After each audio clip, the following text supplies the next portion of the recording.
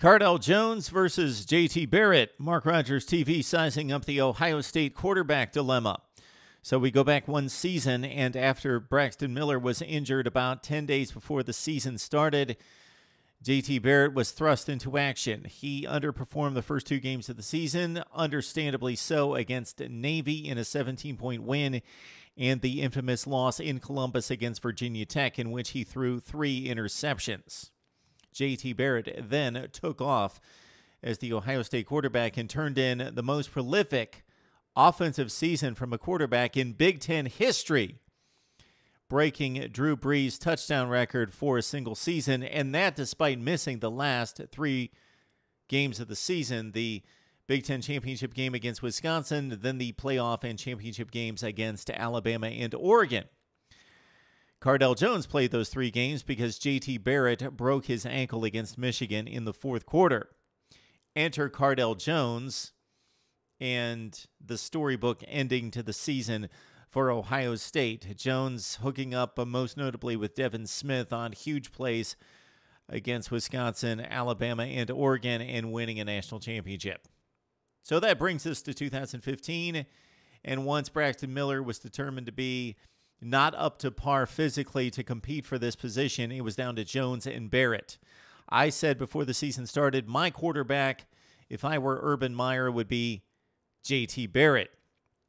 Most Ohio State fans seem to side with Jones, understandably so, since he did win the 3 games, the 3 most important games of the season, which led to the national championship, and defeated what were considered to be the 2 best teams in the country before Ohio State won the championship. Cardale Jones,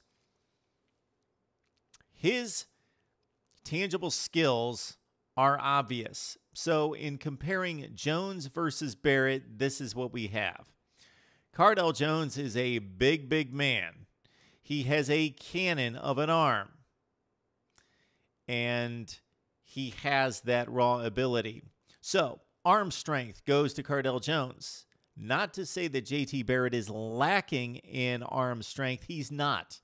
His arm strength is good enough. It's better than average for collegiate quarterbacking. Cardale Jones just has a 12 gauge. He has a gun. So the arm strength goes to Cardale Jones. The running ability in terms of short yardage situations goes to Cardale Jones as well. He's 250 pounds. Look at what he did against Virginia Tech. In eluding pass rushers, eluding not being the best of terms, basically letting them bounce off of him, some of the better defensive linemen in the country who play for Virginia Tech. And we saw it down the stretch again against Wisconsin, Alabama, and Oregon. He made plays, I wouldn't want to say with his feet, but he converted plays with his 260-pound frame, taking on would-be tacklers and moving the chains. So he's a force on short yardage situations and avoiding sacks in the backfield. So those are the 2 pros in Jones's camp. JT Barrett's the better game manager. I don't mean that he's the type quarterback that you don't want throwing the football, but he knows and understands the offense better. He also, despite what we saw last week against Northern Illinois, not pinpoint passing out of JT Barrett, with both of these quarterbacks actually turning in, based on the pass efficiency statistic and the QBR, the worst performances of their careers. JT Barrett is a much more polished passer who understands and executes the offense much better. He can place the football in a small window. He's a more accurate passer who anticipates the receivers breaking open much more effectively than Cardale Jones. And JT Barrett can run. He is not the dynamic runner that Braxton Miller is, but he is very fast, very elusive, and he can make the one move or the 2 moves within a run that takes it from a 8-yard gain to a 40-yard gain. So on Jones's side, he's got the gun, and he's the big body quarterback who's not going to be sacked very easily and who's going to move the sticks in short yardage. JT Barrett knows and understands the offense better, can throw the ball more accurately, and number 3 is more elusive and fast in the open field.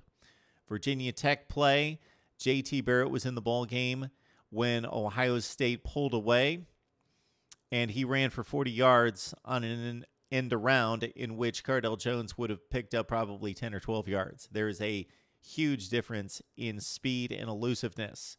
I go with J.T. Barrett because of what I just outlined. I think he's the better player, the better quarterback to lead this football team. Cardale Jones' success, some of that can be attributed to Devin Smith's playmaking ability downfield, adjusting to the football, outfighting defenders for the ball downfield. Devin Smith now is a member of the New York Jets. Ohio State doesn't have that downfield threat to that extent. Michael Thomas would be the closest thing. Barrett versus Jones. I opt for Barrett despite the performance on Saturday. Jones was flat out awful, floating the ball over receivers' heads. The game conditions weren't ideal to start the game. It was blustery, and it was cold and windy, cold for this time of year. Jones, 4 of 9, 36 yards, 2 picks. Barrett came in, didn't do much better, 11 of 19, did throw a touchdown pass to Michael Thomas, and threw a costly red zone interception himself. But I opt for Barrett. Would love to hear from you. Barrett versus Jones right here on Mark Rogers TV.